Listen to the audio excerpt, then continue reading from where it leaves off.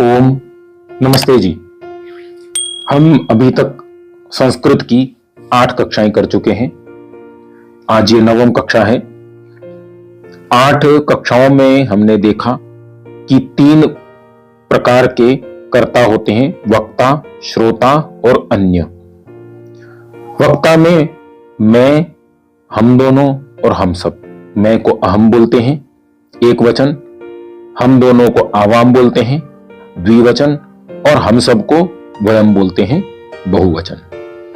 इसी प्रकार श्रोता में तू, तुम दोनों, तुम सब। तू एक वचन, इसे त्वम बोलते हैं। तुम दोनों द्विवचन, इसे युवाम बोलते हैं।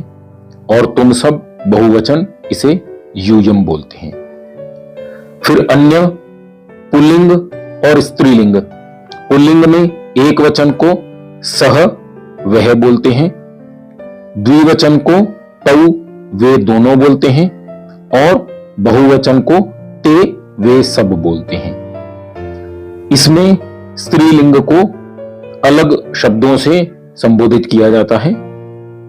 एक वचन को वह, सा, द्विवचन को वे दोनों, ते, और बहुवचन को वे सब, ताहा।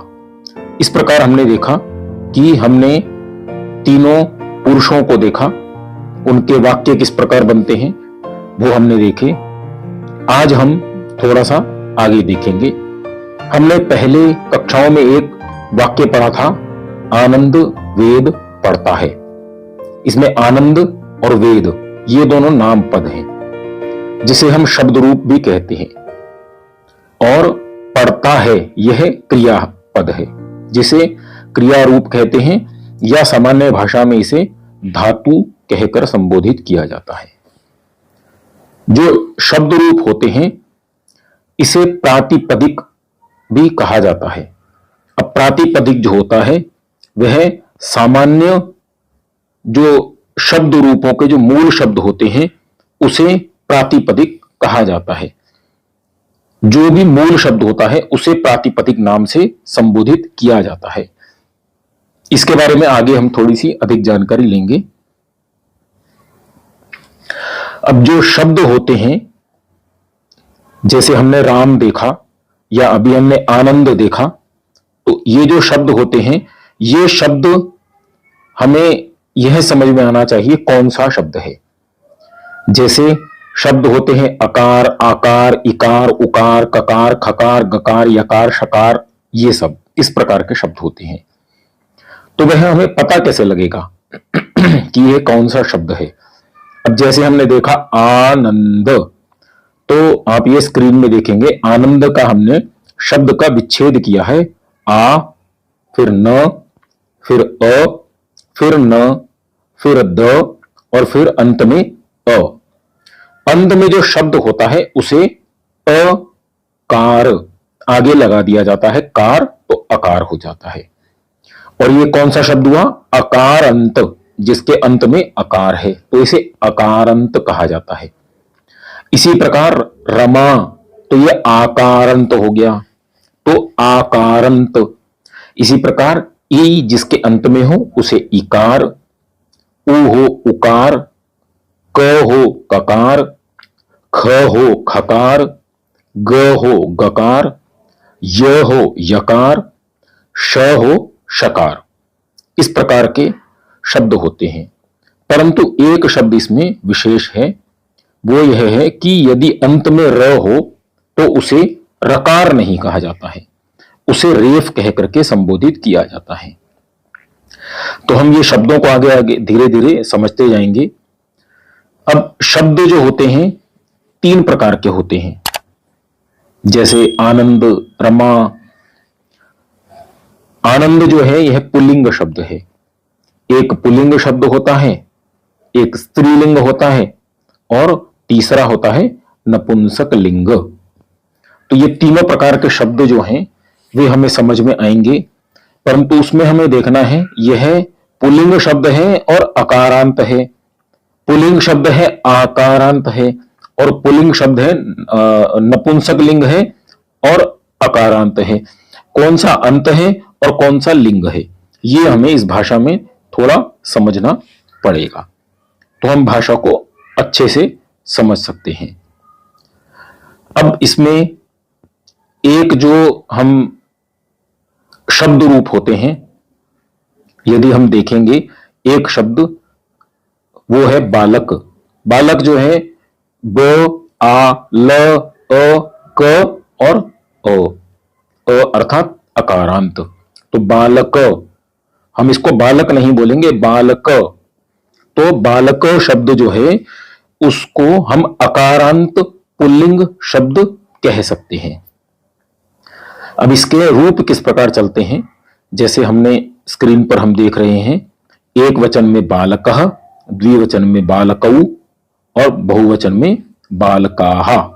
तो बालकः, बालकौ, बालकाः, बालकं, बालकौ, बालकान्, बालकेन, बालकाभ्याम, बालकैः, बालकाय, बालकाभ्याम, बालकेभ्यः, बालकात्, बालकाभ्याम, बालकेभ्यः, बालकस्य, बालकयोः, बालकानां, बालके, बालकयोः, बालकेषु, हे बालक, हे बालकौ, हे बालकाः।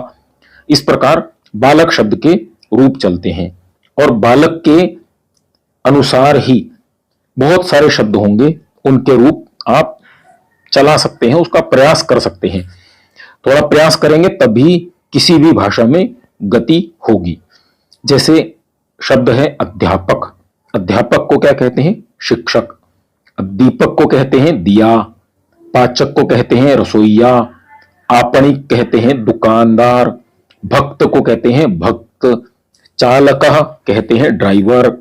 सज्जनः कहते हैं सज्जन। लेखक लेखकः कहते हैं लेखक। पाठकः कहते हैं पाठक। सैनिकः कहते हैं सैनिक। सेवकः कहते हैं सेवक। और दंडदीपः अर्थात ट्यूबलाइट। जनकः पिता। पादपः पौधा। शुनकः कुत्ता। रजकः धोबी। शौचिक दर्जी। घटः मटका। हस्तः हाथ। पादः पैर। नखः नाखून। दंतः दांत। इस प्रकार ये सारे जो शब्द हैं, इसके पश्चात ओष्ठः, ओष्ठ अर्थात होंठ जो हमारा है। तो इस प्रकार हम शब्दों को सबको थोड़ा थोड़ा अभ्यास करके देख सकते हैं और इनके रूप भी हम बनाने का प्रयास कर सकते हैं, तभी इसमें थोड़ी हमारी गति हो जाएगी। अब इसमें हमने जो ये देखा, बालक के रूप जो हमने देखे, उसमें प्रथमा विभक्ति, द्वितीय विभक्ति, तृतीय विभक्ति, चतुर्थी, पंचमी, षष्ठी, सप्तमी और संबोधन विभक्ति, इस प्रकार से ये शब्द रूप चलते हैं।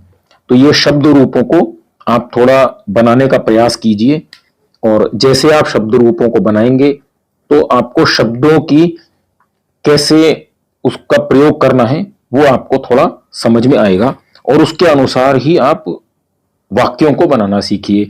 बालकः गच्छति, बालकौ गच्छतः, बालकाः गच्छन्ति। तो ये प्रथमा विभक्ति है। इसे आगे धीरे धीरे हम सीखेंगे। ओम नमस्ते जी। हम आजकल वीडियो के माध्यम से, YouTube पे जो वीडियो आते हैं उनके माध्यम से संस्कृत पढ़ने का अभ्यास कर रहे हैं। अभी तक कुल मिलाकर के 9 कक्षाएं हो चुकी हैं।